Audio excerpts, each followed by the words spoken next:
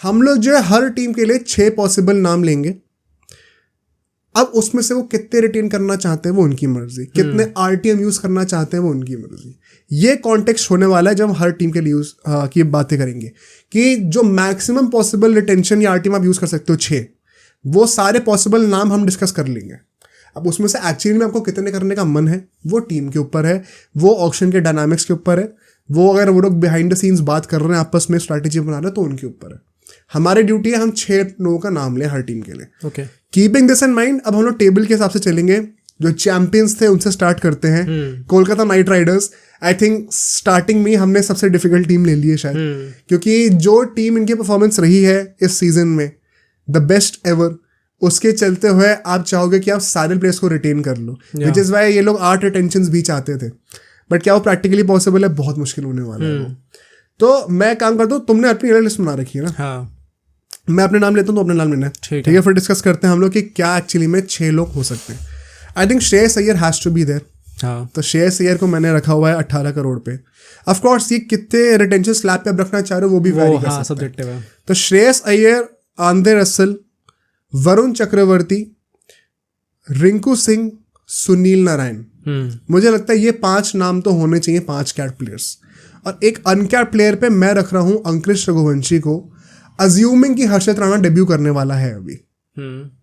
तो मेरे हिसाब से तो ये 6 लोग होने चाहिए। अब पहले तुम अपने नाम दे दो, फिर हम लोग जो बचे हुए नाम है उनको भी डिस्कस करते हैं। मेरा अय्यर था, नारायण, रसल, रिंकू एंड मैंने हर्षित राणा। वैसे वेंकटेश अय्यर का आई थिंक काफी एक जेन्युइन शाउट है क्योंकि ऑलराउंडर है वो, तो उसे रखना चाहिए कायदे से। बट क्योंकि इम्पैक्ट प्लेयर रूल रुकने वाला है, we know for a certainty कि उसको बॉलिंग नहीं करेंगे मोस्ट लाइकली हम। हाँ, तो दैट इज वाई मैंने हर्षित राणा यहाँ पर रखा हुआ था इसके अंदर, क्योंकि वो शायद लॉन्ग टर्म उस पर बैंक करेंगे एंड काफी अच्छा बॉलर लास्ट सीन हमें साबित होके आया था। एंड ऑब्वियसली मेरा जो अनकैप्ड प्लेयर था अंकृश रघुवंशी था। तो तुम बेसिकली वरुण चक्रवर्ती की जगह हर्षित राणा रखे हो।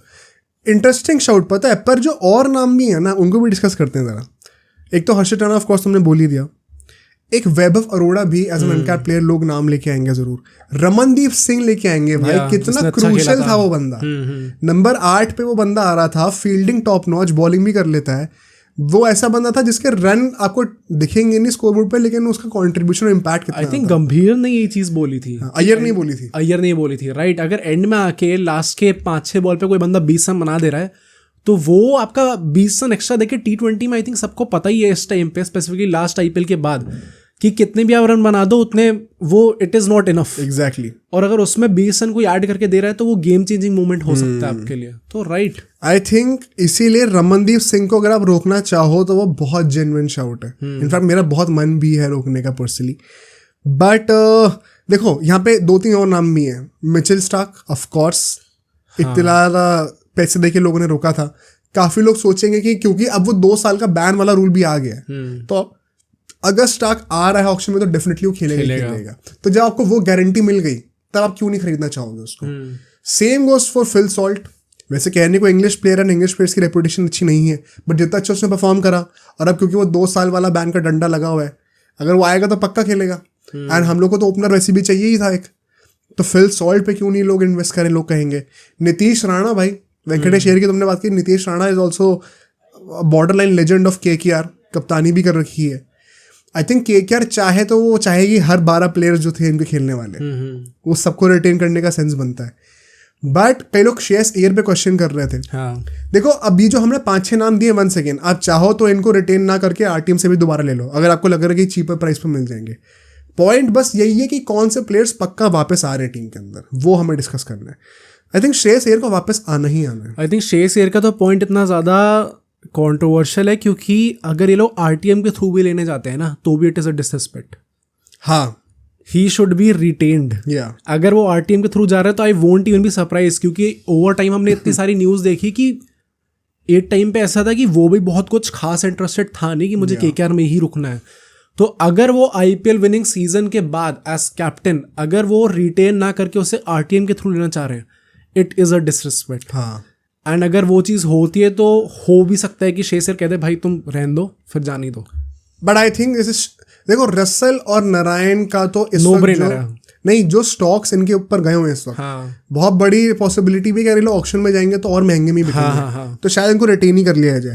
रिंकू सिंह वंस अगेन जो प्रोफाइल वो लेके आता है बहुत डिमांड में रहेगी, ऑल्दो पिछले कुछ महीनों में थोड़ा सा अंडर द रेडार रहा है, बट आई एम श्योर एक लंबा प्रोस्पेक्ट दे रहा है, प्लस फ्यूचर पोस्टर वो है मोस्ट एग्जैक्टली क्रिकेट का।